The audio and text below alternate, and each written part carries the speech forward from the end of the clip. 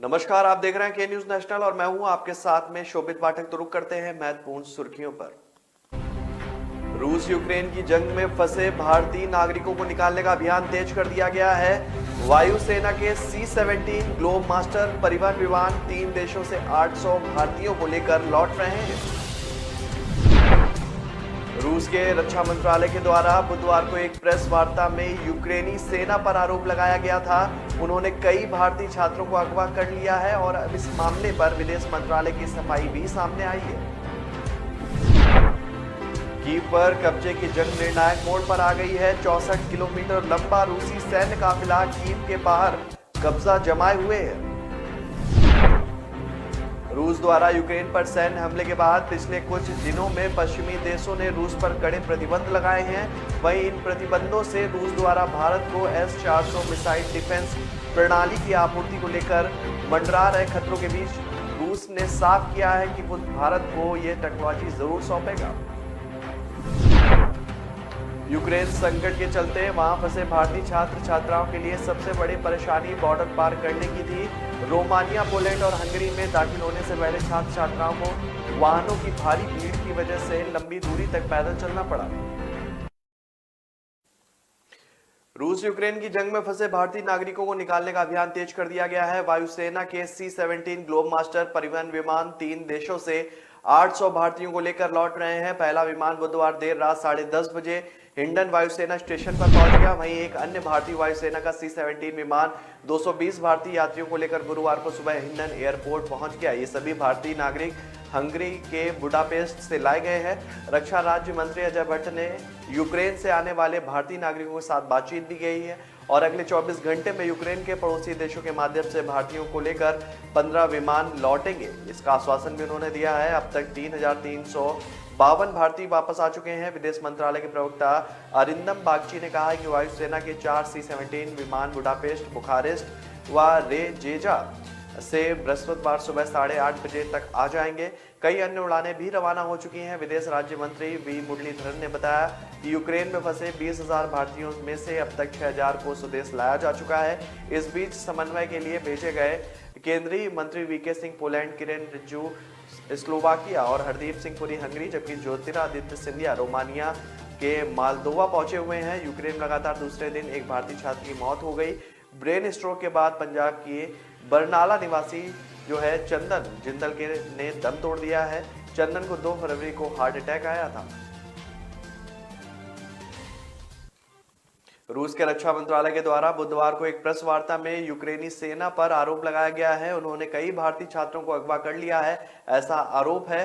अब इस मामले पर विदेश मंत्रालय की सफाई भी सामने आई है। विदेश मंत्रालय ने कहा कि यूक्रेन में हमारे दूतावास वहां फंसे भारतीय नागरिकों के साथ लगातार संपर्क में है। अधिकारियों ने कहा है कि यूक्रेनी जो है अधिकारियों के सहयोग से कई भारतीय छात्रों को कल खार्किव छोड़ दिया गया है। हम किसी भी बंधक स्थिति की कोई रिपोर्ट हमें अभी तक नहीं मिली है। इस संबंध में सवाल पूछे जाने पर भारत में यूक्रेन के राजदूत इगोर पोलिखा ने इन आरोपों का जोरदार तरीके से खंडन किया है।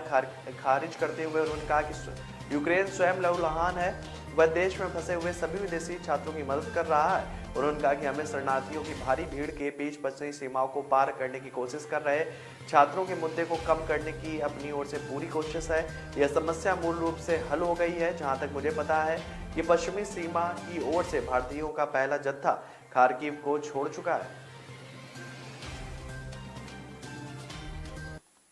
कीव पर कब्जे की जंग निर्णायक मोड़ पर आ गई है। 64 किलोमीटर लंबा रूसी सैन्य काफिला कीव के बाहर कब्जा जमाए हुए है। वहीं दक्षिण पूर्व में से एक अन्य सैन्य काफिले की बढ़ने की भी खबर जो है वो सामने आ रही है। यह सब तब हो रहा है जब पुतिन की ओर से कीव जो है छोड़ने या फिर मरने के लिए तैयार रहने की चेतावनी दी गई है। यूक्रेन में भारतीय दूतावास ने खार्किव में अपने छात्रों को तुरंत शहर से निकालने के लिए कहा। इस बीच विश्व बैंक ने रूस और बेलारूस में अपनी सभी जो है परियोजनाओं पर रोक लगा दी है। कीव इंडिपेंडेंस की रिपोर्ट के अनुसार कीव ओब्लास्ट और माइकोलाइव और जाइटामिर, इवानो और चर्चनेहाइव और बेलिस में जो है ओडेशा में हवाई हमले की चेतावनी दी गई है।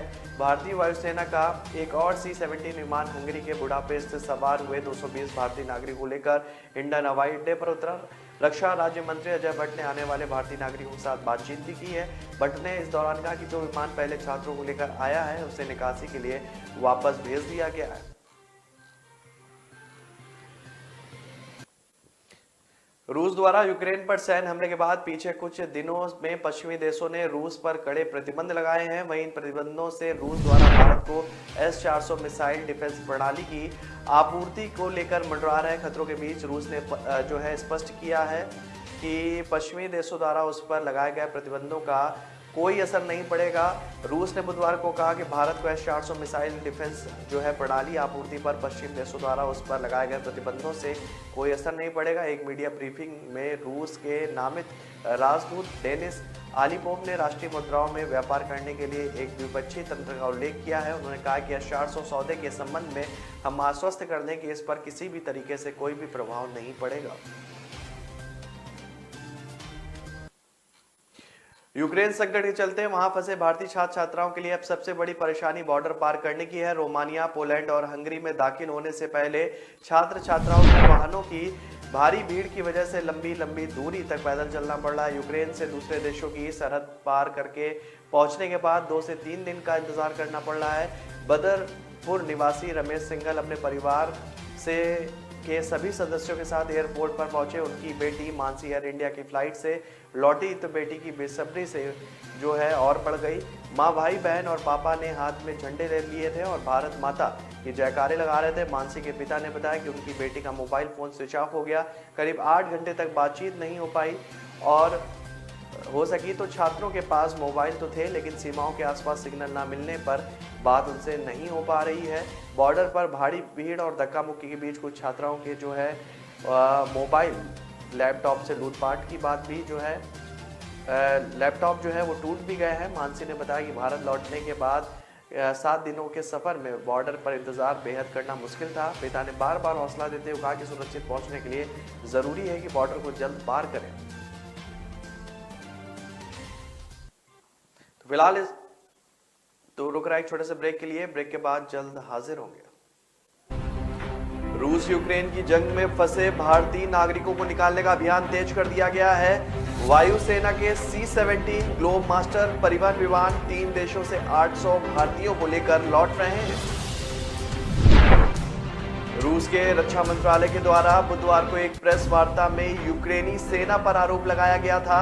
उन्होंने कई भारतीय छात्रों को अगवा कर लिया है और अब इस मामले पर विदेश मंत्रालय की सफाई भी सामने आई है। कीव पर कब्जे की जंग निर्णायक मोड़ पर आ गई है। 64 किलोमीटर लंबा रूसी सैन्य काफिला कीव के बाहर कब्जा जमाए हुए है। रूस द्वारा यूक्रेन पर सैन्य हमले के बाद पिछले कुछ दिनों में पश्चिमी देशों ने रूस पर कड़े प्रतिबंध लगाए हैं। वहीं इन प्रतिबंधों से रूस द्वारा भारत को S-400 मिसाइल डिफेंस प्रणाली की आपूर्ति को लेकर मंडरा रहे खतरों के बीच रूस ने साफ किया है कि वो भारत को ये टेक्नोलॉजी जरूर सौंपेगा। यूक्रेन संकट के चलते वहां फंसे भारतीय छात्र छात्राओं के लिए सबसे बड़ी परेशानी बॉर्डर पार करने की थी। रोमानिया, पोलैंड और हंगरी में दाखिल होने से पहले छात्र छात्राओं को वाहनों की भारी भीड़ की वजह से लंबी दूरी तक पैदल चलना पड़ा। न ऐश का न द्वेष का, यह दंगल है देश का। सुलगती समस्याओं के झुलसते सवालों का होगा दंगल देश का। प्रशासन के प्रश्नों को लेकर होगा दंगल देश का। शिक्षा, स्वास्थ्य, समाज, कानून और व्यवस्था के आज क्या है हालात। सोमवार से शुक्रवार रोज रात 8 बजे जलपा क्षत्रिय के साथ दंगल देश का।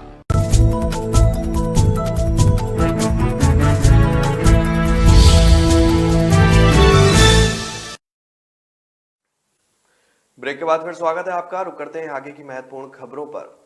उत्तर प्रदेश में आज छठे चरण की वोटिंग हो रही है। बस्ती, संत कबीर नगर, सिद्धार्थनगर, महाराजगंज, कुशीनगर, देवरिया, गोरखपुर, बलरामपुर, अंबेडकर नगर और बलिया की 57 सीटों पर मतदान जारी है। सुबह 9 बजे तक 8.69% जो है मतदान हो गया था। सबसे ज्यादा बस्ती में वोटिंग हुई है। रुद्रपुर कांग्रेस प्रत्याशी अखिलेश प्रताप सिंह ने मतदान किया। इसके अलावा पत्थरदेवा विधानसभा के बसपा प्रत्याशी परवेज आलम ने अपने गांव करजहा से मतदान किया है। फाजिल नगर से भाजपा प्रत्याशी सुरेंद्र कुशवाहा ने भी अपने गांव के बूथ पर मतदान किया। बसपा प्रत्याशी संतोष बेलदार ने विधानसभा क्षेत्र धनघटा की ग्राम सभा भरवल परवर्ता के बूथ पर अपने मत का प्रयोग किया। संत कबीर नगर जिले की मेहदावल विधानसभा क्षेत्र के बूथ संख्या 156 प्राथमिक विद्यालय बरगद दवा खुर्द में मशीन खराब होने की वजह से 1 घंटे तक मतदान बाधित होने की खबर भी आई है। बनगटा ब्लॉक के बतरौली गांव में बूथ संख्या 319 में ईवीएम खराब होने से 20 मिनट तक वहां मतदान प्रभावित रहा। ऐरोली बघेल बूथ संख्या 269 पर ईवीएम खराब हो गई, जिसके कारण मतदान वहां रुक गया। लोकतंत्र के महापर्व में सहभागी बनने के लिए हर कोई उत्सुक है, चाहे युवा हो या बुजुर्ग। बृहस्पतिवार को डुमरियागंज विधानसभा क्षेत्र के चौखड़ा बूथ पर चलने में असमर्थ एक 90 साल की महिला ठेले से चलकर वोट डालने पहुंची। मतदान केंद्र के बाहर उसे ठेले पर लाता हुआ देख हर कोई आश्चर्य में था। महिला से बात करने की कोशिश की गई तो उसने बताया कि बाबू, हमेशा से हम वोट डालने ऐसे ही आए हैं, इस बार भी अवसर मिला तो हम वोट डालने आए हैं। जौनपुर की 9 विधानसभा सीटों पर 7 मार्च को मतदान होना है। अपने प्रत्याशियों के समर्थन में माहौल बनाने के लिए जो है प्रधानमंत्री नरेंद्र मोदी, मुख्यमंत्री योगी आदित्यनाथ और निषाद पार्टी के अध्यक्ष संजय निषाद जो है वहां आ रहे हैं। वे टीडी कॉलेज में आयोजित चुनावी सभा को संबोधित करेंगे। वहीं पूर्व मुख्यमंत्री अखिलेश यादव लगातार दूसरे दिन जनपद में आ रहे हैं।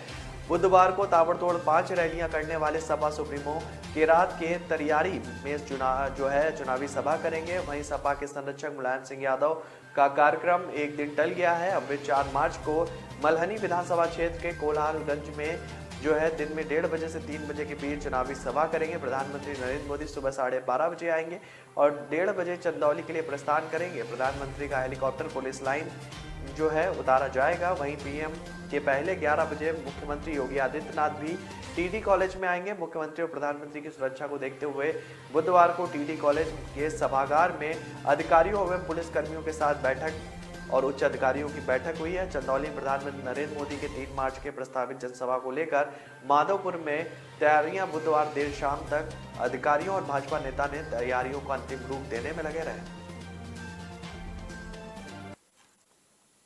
विधानसभा चुनाव के छठे चरण के लिए आज 10 जिलों की 57 सीटों पर मतदान जारी है। इस चरण में सीएम योगी आदित्यनाथ समेत 676 उम्मीदवारों के भाग्य का फैसला होना है। आज बस्ती, संत कबीर, सिद्धार्थनगर, महाराजगंज, कुशीनगर, देवरिया, गोरखपुर, बलरामपुर, अंबेडकर नगर और बलिया में सुबह 7 बजे से वोटिंग हो रही है। वहीं गोरखपुर में उत्तर प्रदेश के मुख्यमंत्री योगी आदित्यनाथ ने वोट डाला। इसके बाद मीडिया को संबोधित करते हुए उन्होंने कहा कि मुझे उम्मीद है कि लोग बड़ी संख्या में मतदान करेंगे। पीएम मोदी के नेतृत्व में बीजेपी रिकॉर्ड बनाएगी और बड़ी संख्या में सीटें जीतेगी। हम 80% से अधिक सीटें जीतेंगे।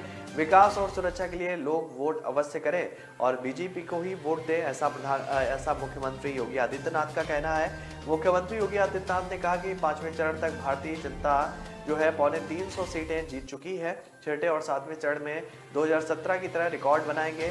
सीएम योगी ने कहा कि भारतीय जनता पार्टी 80% सीटें जीतेगी, बाकी 20% सीटों पर अन्य दल रहेंगे। इस दौरान सीएम योगी ने वंशवाद, आतंकवाद, जातिवाद, धर्म और मजहब को समर्थन देने वाली पार्टियों को करारा जवाब देते हुए जनता से अपील की है कि मतदान के बाद सीएम योगी वापस गोरखनाथ मंदिर पहुंचे और जलपान किया। वहीं बस्ती सांसद हरीश द्विवेदी ने अपने बूथ प्राथमिक विद्यालय कटिया पर अपने मताधिकार का प्रयोग किया है और जनता से अपील की है कि लोकतंत्र के इस पर्व में अपने मताधिकार का प्रयोग जो है वो लोग अवश्य करें।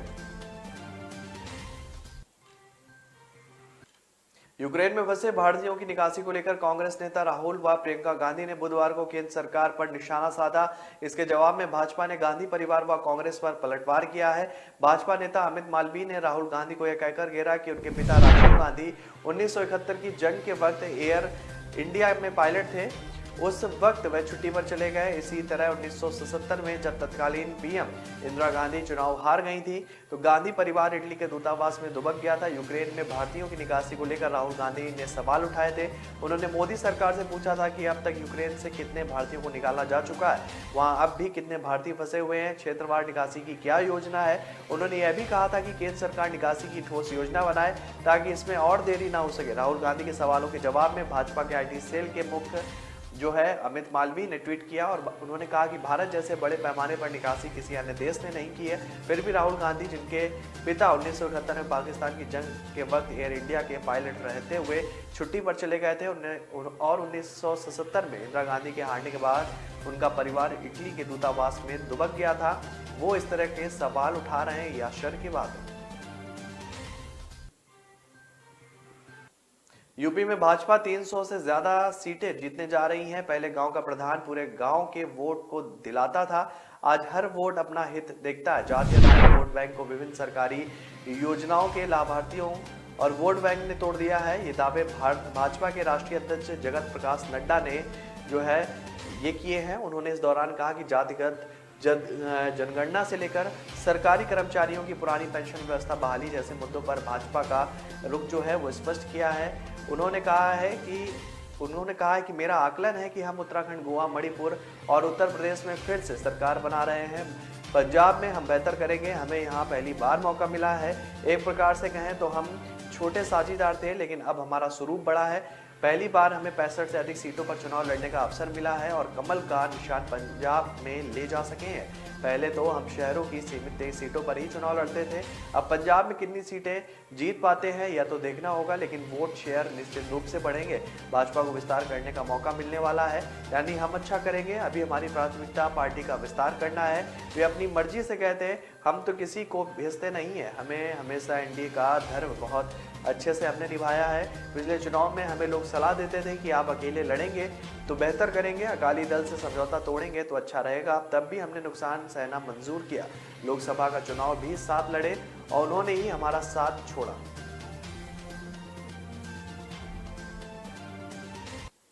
तो ब्रेक पर जाने से पहले रुक करते हैं महत्वपूर्ण सुर्खियों पर।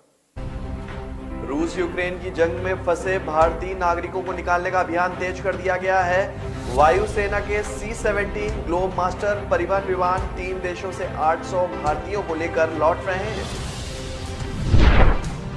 रूस के रक्षा मंत्रालय के द्वारा बुधवार को एक प्रेस वार्ता में यूक्रेनी सेना पर आरोप लगाया गया था। उन्होंने कई भारतीय छात्रों को अगवा कर लिया है और अब इस मामले पर विदेश मंत्रालय की सफाई भी सामने आई है। कीव पर कब्जे की जंग निर्णायक मोड़ पर आ गई है। 64 किलोमीटर लंबा रूसी सैन्य काफिला कीव के बाहर कब्जा जमाए हुए है। रूस द्वारा यूक्रेन पर सैन्य हमले के बाद पिछले कुछ दिनों में पश्चिमी देशों ने रूस पर कड़े प्रतिबंध लगाए हैं। वहीं इन प्रतिबंधों से रूस द्वारा भारत को S-400 मिसाइल डिफेंस प्रणाली की आपूर्ति को लेकर मंडरा रहे खतरों के बीच रूस ने साफ किया है कि वो भारत को ये टेक्नोलॉजी जरूर सौंपेगा। यूक्रेन संकट के चलते वहां फंसे भारतीय छात्र छात्राओं के लिए सबसे बड़ी परेशानी बॉर्डर पार करने की थी। रोमानिया, पोलैंड और हंगरी में दाखिल होने से पहले छात्र छात्राओं को वाहनों की भारी भीड़ की वजह से लंबी दूरी तक पैदल चलना पड़ा। न ऐश का न द्वेष का, यह दंगल है देश का। सुलगती समस्याओं के जुलसते सवालों का होगा दंगल देश का। प्रशासन के प्रश्नों को लेकर होगा दंगल देश का। शिक्षा, स्वास्थ्य, समाज, कानून और व्यवस्था के आज क्या है हालात। सोमवार से शुक्रवार रोज रात 8 बजे जलपा क्षत्रिय के साथ दंगल देश का। ब्रेक के बाद फिर स्वागत है आपका। रुक करते हैं आगे की महत्वपूर्ण खबरों पर। यूक्रेन से लौट रहे उत्तराखंड के नागरिकों को प्रदेश सरकार निःशुल्क घर तक पहुंचाएगी। गृह विभाग ने इस संबंध में निर्देश जारी कर दिए हैं। नई दिल्ली स्थित स्थानिक आयुक्त कार्यालय को इस संबंध में व्यवस्था करने के लिए कहा गया है। अपर सचिव गृह अतर सिंह की ओर से स्थानिक आयुक्त को इस संबंध में पत्र भेजा गया है। पत्र में कहा गया है कि यूक्रेन से स्वदेश लौटे उत्तराखंड राज्य के नागरिकों को निःशुल्क उनके गंतव्य तक पहुंचाया जाएगा। ट्रेन, बस या टैक्सी जिस भी माध्यम से गंतव्य तक जाने की इच्छा जाहिर करेंगे उन्हें उपलब्ध कराई जाएगी। यह निःशुल्क व्यवस्था स्थानिक आयुक्त कार्यालय कराएगा। इसका सारा खर्च राज्य सरकार वहन करेगी। प्रमुख सचिव गृह R.K. सुधांशु के मुताबिक यूक्रेन में फंसे नागरिकों के बारे में सूचनाएं जुटाने के लिए 3 व्हाट्सएप ग्रुप भी बनाए गए हैं। इन समूह में मुख्य सचिव जो है सभी अपर मुख्य सचिव और प्रमुख सचिव, सचिव के स्तर के अधिकारियों के अलावा गढ़वाल व कुमाऊं मंडल आयुक्त, सभी जिला अधिकारियों, पुलिस कप्तानों के साथ यूक्रेन से लौटे या वहां फंसे लोगों के परिजनों को भी जोड़ा गया है।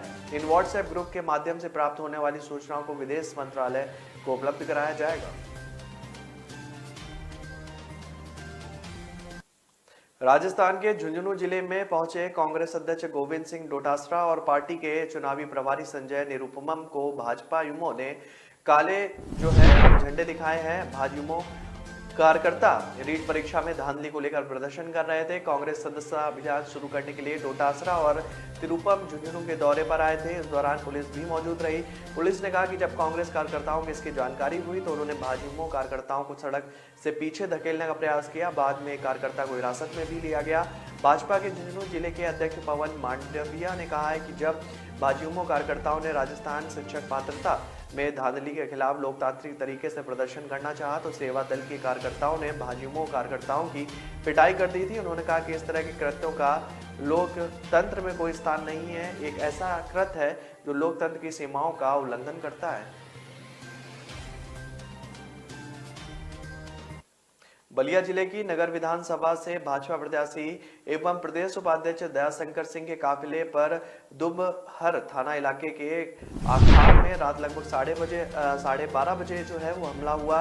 उनके हमले में उनके साथ चल रहे भाजपा नेता टुंजी पाठक का वाहन क्षतिग्रस्त हो गया। सुरक्षाकर्मी के मोर्चा संभालने पर हमला करने वाले भाग निकले। इस दौरान लखनऊ में पंजीकृत एक वाहन और उनके ड्राइवर को पकड़ लिया गया है। पकड़ा गया वाहन नगर विधानसभा से सपा से चुनाव लड़ रहे प्रत्याशी नारंग राय के काफिले का है और लखनऊ में पंजीकृत है। दयाशंकर सिंह ने आरोप लगाया कि जिस तरीके से कृष्णानंद राय की हत्या की गई उसी तरीके से मेरी हत्या करने की साजिश रची गई। मेरे साथ वाई श्रेणी की सुरक्षा और निजी सुरक्षा गार्ड भी है। इस कारण हमलावर वो भाग गए। जिस प्रत्याशी का वाहन है उसके संबंध मुख्तार अंसारी से है। इस साजिश के पीछे मुख्तार अंसारी भी हो सकते हैं। फिलहाल पकड़े गए वाहन और उसके ड्राइवर को पुलिस के सुपुर्द कर दिया गया है। पुलिस मामले की जांच कर रही है। सीओ सिटी भूषण वर्मा ने बताया कि वाहन पर हमला हुआ है। एफआईआर पंजीकृत कर ली गई है। मामले की जांच की जा रही है। गोरखपुर बस्ती मंडल में बृहस्पतिवार को होने वाले मतदान को लेकर पुलिस ने सुरक्षा की तैयारियां पूरी कर ली हैं। सुरक्षा कर्मियों और उनके तैनाती स्थल पर रवाना कर दिया गया है। पैरामिलिट्री फोर्स को गश्त पर लगाया गया है। गोरखपुर मंडल के सटे अंतर्राष्ट्रीय सीमा नेपाल व बिहार सीमा को सील कर दिया गया है। पगडंडियों व नदियों के रास्ते पर भी पुलिस ने चौकसी बढ़ा दी है। जानकारी के मुताबिक नेपाल बॉर्डर को बृहस्पतिवार रात 9 बजे तक बंद कर दिया गया है। दूसरी ओर नेपाल व बिहार सीमा के मुख्य मार्ग सहित 100 से ज्यादा पगडंडियों पर एसएसबी जवानों का पहरा लगा दिया गया है। नेपाल व बिहार के बॉर्डर के तमाम मुख्य रास्तों, पगडंडियों व नदियों के रास्तों पर 50 से ज्यादा सीसीटीवी कैमरे लगाकर निगरानी की जा रही है। प्रदेश से जुड़ने वाली नदियों में नाव की मदद से पुलिस निगरानी कर रही है। उधर मुख्यमंत्री की मौजूदगी और नेपाल से सटे होने की वजह से एटीएस और खुफिया विभाग द्वारा अतिरिक्त सतर्कता बरती जा रही है। गोरखपुर जिले के 293 सेक्टर में बांटकर ड्यूटी लगाई गई है। 27 जगहों पर बैरियर लगाए गए हैं। गोरखपुर बस्ती मंडल में 585 कंपनी अर्धसैनिक बल की तैनाती की गई है और इसके अलावा 38,690 पुलिसकर्मी और 28,521 होमगार्ड की ड्यूटी इन जगहों पर लगाई गई है। सहारनपुर जनपद में गालहेड़ी के गांव बलूड़ी में बुधवार की रात अनुसूचित जाति व त्यागी बिरादरी के लोगों में संघर्ष हो गया। दोनों में जमकर लाठी डंडे और पथराव भी हुआ। वहीं सूचना पर पहुंची पुलिस के सामने भी पत्थरबाजी की घटना सामने आई है। संघर्ष में दोनों तरफ के 5 लोग गंभीर रूप से घायल बताए गए हैं, जबकि एक पुलिसकर्मी भी पत्थर लगने से चोटिल हो गया। दोनों पक्षों के बीच हुए संघर्ष के बाद से गांव में तनाव की स्थिति वो बन गई है। नागल थाना क्षेत्र के इस गांव में मंगलवार की शाम दोनों पक्षों के बच्चों में किसी बात को लेकर कहासुनी हो गई थी। उस वक्त तो मामला निपट गया, लेकिन बुधवार रात 10 बजे दोनों पक्षों के लोगों वो आमने सामने आ गए। दोनों तरफ से जमकर लाठी डंडे चले और पथराव भी हुआ। इसी बीच किसी ने पुलिस को सूचना दे दी। थाना अध्यक्ष बीनू सिंह भारी पुलिस बल के साथ मौके पर पहुंचे, लेकिन पुलिस के पहुंचने पर आपस में भीड़ रहे ग्रामीणों पर कोई असर नहीं हुआ। वे पुलिस की मौजूदगी में पथराव करते रहे। एक पुलिसकर्मी भी पत्थर लगने से चोटिल हो गया। बताया गया कि मारपीट और पथराव में दोनों तरफ के 5 लोग गंभीर रूप से घायल हुए हैं। वहीं पुलिस द्वारा लाठियां फटकारने जाने के बाद दोनों पक्षों के लोग वो तितिर-बितिर हो गए। पुलिस ने घायलों को उपचार के लिए अस्पताल में भर्ती कराया है। तो फिलहाल इस बुलेटिन में मेरे साथ इतना ही। आगे की खबरों के लिए बने रहिए के न्यूज नेशनल के साथ। तब तक के लिए नमस्कार। रूस यूक्रेन की जंग में फंसे भारतीय नागरिकों को निकालने का अभियान तेज कर दिया गया है। वायुसेना के C-17 ग्लोब मास्टर परिवहन विमान 3 देशों से 800 भारतीयों को लेकर लौट रहे हैं। रूस रूस के रक्षा मंत्रालय के द्वारा बुधवार को एक प्रेस वार्ता में यूक्रेनी सेना पर आरोप लगाया गया था। उन्होंने कई भारतीय छात्रों को अगवा कर लिया है और अब इस मामले पर विदेश मंत्रालय की सफाई भी सामने आई है। कीव पर कब्जे की जंग निर्णायक मोड़ पर आ गई है। 64 किलोमीटर लंबा रूसी सैन्य काफिला कीव के बाहर कब्जा जमाए हुए है। रूस द्वारा यूक्रेन पर सैन्य हमले के बाद पिछले कुछ दिनों में पश्चिमी देशों ने रूस पर कड़े प्रतिबंध लगाए हैं। वहीं इन प्रतिबंधों से रूस द्वारा भारत को S-400 मिसाइल डिफेंस प्रणाली की आपूर्ति को लेकर मंडरा रहे खतरों के बीच रूस ने साफ किया है कि वो भारत को यह टेक्नोलॉजी जरूर सौंपेगा। यूक्रेन संकट के चलते वहां फंसे भारतीय छात्र छात्राओं के लिए सबसे बड़ी परेशानी बॉर्डर पार करने की थी। रोमानिया, पोलैंड और हंगरी में दाखिल होने से पहले छात्र छात्राओं को वाहनों की भारी भीड़ की वजह से लंबी दूरी तक पैदल चलना पड़ा।